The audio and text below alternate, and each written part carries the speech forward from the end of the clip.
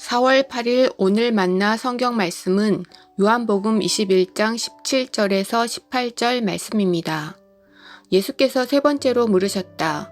요한의 아들 시몬아, 내가 나를 사랑하느냐? 그때 베드로는 예수께서 내가 나를 사랑하느냐 하고 세 번이나 물으심으로 불안해서 주님께서는 모든 것을 아십니다. 그러므로 내가 주님을 사랑하는 줄을 주님께서 아십니다 하고 대답하였다. 예수께서 그에게 말씀하셨다. 내 양떼를 먹여라. 내가 진정으로 내게 말한다. 내가 젊어서는 스스로 띠를 띠고 내가 가고 싶은 곳을 다녔으나 내가 늙어서는 남들이 내 팔을 벌릴 것이고 너를 묶어서 내가 바라지 않는 곳으로 너를 끌고 갈 것이다. 아멘.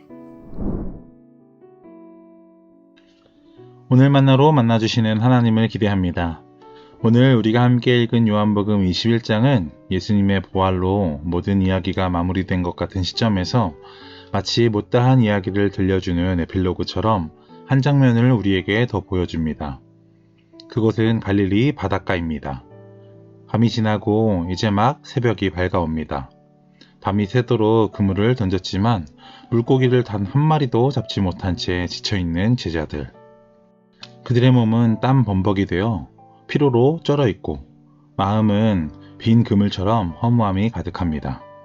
그 자리에 주님이 찾아오십니다. 얘들아, 무얼 좀 잡았느냐? 제자들의 대답은 짧습니다. 못 잡았습니다. 이 말은 단순한 조업에 대한 보고가 아닙니다. 어쩌면 우리 인생의 고백과도 같습니다. 어제도 최선을 다해 직장을 지켰고 자녀를 키웠고 건강을 위해 애썼지만 정작 내 손에 잡히는 것은 번아웃과 허무함일 뿐일 때 내뱉는 우리들의 조용한 탄식입니다.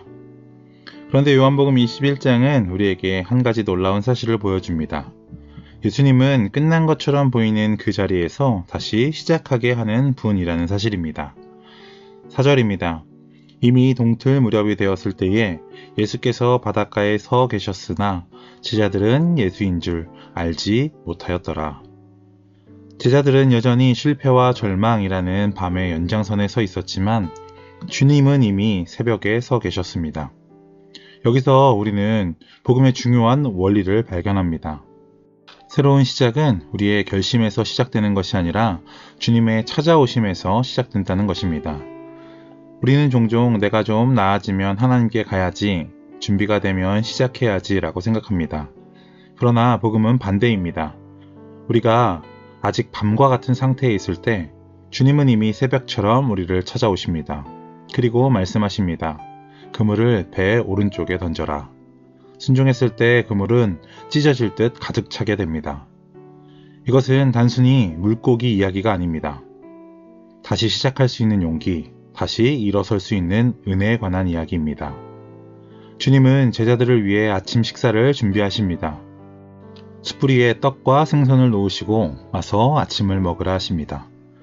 여러분, 이 장면은 너무나 따뜻합니다. 주님은 먼저 먹이십니다. 육신을 만지시고 그 다음에 지친 영혼을 채우십니다. 이것이 우리를 대하시는 주님의 방식입니다. 그런데 여기서 우리는 한 가지 세밀한 장치를 발견합니다.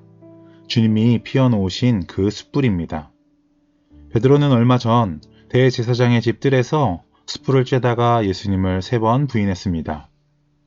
베드로에게 숯불 냄새는 잊고 싶은 수치와 배신의 냄새였습니다.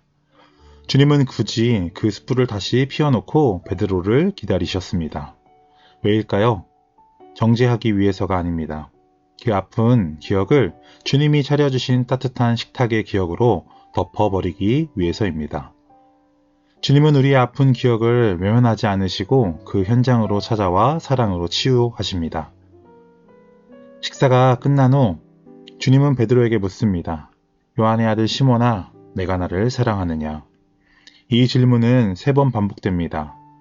베드로는 알고 있었습니다. 이 질문이 어디로 향하고 있는지 말입니다. 3번의 부인을 3번의 사랑 고백으로 바꾸어 주시는 은혜의 과정입니다. 3번째 질문 앞에서 베드로는 마음이 근신하여 고백합니다. 주님께서는 모든 것을 아십니다. 그러므로 내가 주님을 사랑하는 줄을 주님께서 아십니다. 이 고백은 이전과는 전혀 다른 고백입니다. 예전에 베드로는 다 버릴지라도 나는 절대 버리지 않겠다며 자신만만했습니다. 그러나 이제 그는 자신의 결단이나 힘을 의지하지 않습니다. 그저 주님의 아심에 자신을 맡깁니다. 이것이 진짜 회복입니다. 회복은 더 강해지는 것이 아닙니다. 회복은 더 겸손해지는 것이며 내 인생의 운전대를 주님께 완전히 맡기는 것입니다. 사랑이 회복되자 사명이 시작됩니다. 주님은 베드로에게 과거를 해명하라 하지 않으셨습니다. 대신 미래를 맡기십니다. 내 양을 먹이라. 우리는 내가 완벽해지면 주님의 일을 하겠지라고 생각하지만 주님은 말씀하십니다. 사랑이 회복되면 그 자리에서 사명이 시작된다고 말입니다. 베드로는 완벽해서 부름받은 것이 아니라 사랑이 회복되었기에 부름받았습니다. 이제 베드로의 삶의 방향은 바뀝니다. 이전에는 스스로 띠를 띠고 가고 싶은 곳으로 다녔지만 이제는 주님의 뜻에 이끌리는 인생이 됩니다. 그는 더 이상 내가 어디로 갈 것인가를 고민하지 않고 주님이 어디로 이끄시는가에 관심을 기울이는 사람이 됩니다. 사랑하는 성도 여러분, 우리가 먹여야 할 주님의 양들은 멀리 있지 않습니다. 내 곁에 마음 아파하는 배우자, 사랑이 필요한 자녀, 위로가 필요한 동료가 바로 주님이 내게 맡기신 양들입니다. 거창한 능력이 없어도 괜찮습니다. 주님을 사랑하는 그 마음 하나면 충분합니다. 혹시 지금 밤과 같은 시간을 지내고 계십니까? 아무것도 잡히지 않아 허무한 자리 가운데 서 계십니까? 주님은 이미 새벽에 와 계십니다. 그리고 오늘 우리에게 묻고 계십니다. 내가 나를 사랑하느냐? 이 질문은 우리를 무너뜨리기 위한 질문이 아니라 우리를 다시 세우기 위한 사랑의 초대입니다.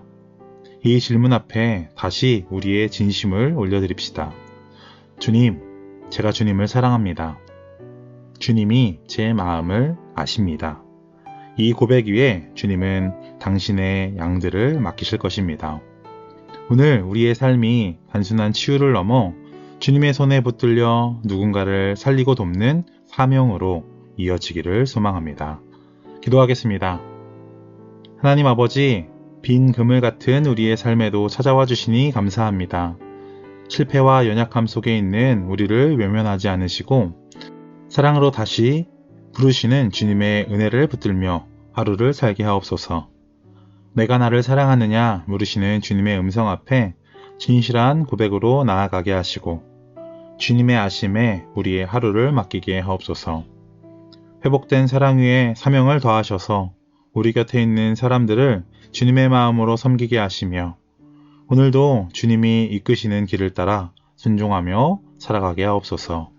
감사드리며 예수님의 이름으로 기도합니다. 아멘. 이제 두 가지 기도 제목으로 함께 기도합시다. 첫 번째로는 오늘 주신 말씀을 기억하며 함께 기도합시다.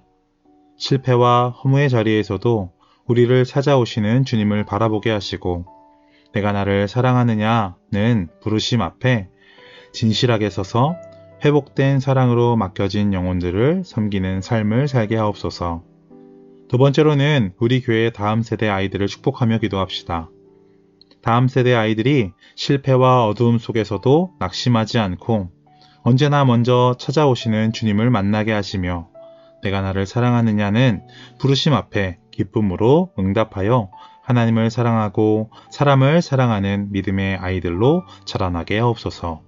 이 기도 제목으로 기도하신 이후에 개인 기도 하시겠습니다.